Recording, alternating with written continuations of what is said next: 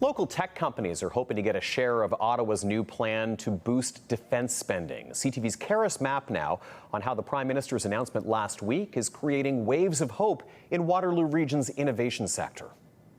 I'm announcing today that Canada will achieve NATO's 2% of GDP target this year, half a decade ahead of schedule.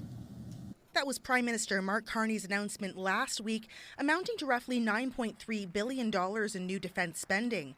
Much of it going to Canadian Armed Forces and the Coast Guard, but local tech companies hope they also get a piece of the pie. We also think it would be really important if this goes to local innovators who are already working with large multinational companies, with governments and allies across the world to solve some of their biggest challenges. Waterloo Region known as an innovation hub for dual-use technologies. There's both a civilian application as well as a military application. Sometimes companies will start out working in fleet logistics or in healthcare or HR, and it ends up that their application can be scaled and used by the military in theaters around the world. Meanwhile, one Kitchener satellite company knows the importance of providing advanced defense technology.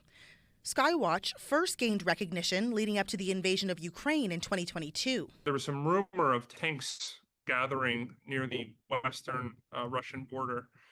And from Ukraine, you couldn't see any of this activity. And so many organizations started to use Skywatch to monitor the continued buildup of armament and tanks in the western Russian border. And the volume of tanks got so big that we were able to compare that to previous military exercises that the Russian government had done. And our customers and our partners were able to establish that this was very likely to be a real threat to a real invasion. Sleafaz adding Carney's investment is crucial in growing independence from the United States. We've probably underinvested and underprocured in our own infrastructure, in our own national security, in our own military. And I think we're all happy to see these investments, or at least the commitment to these investments, start to come through. With the G7 Leaders Summit currently underway in Alberta, more details surrounding the funding's deployment are expected to come. Karis Mapp, CTV News, Kitchener.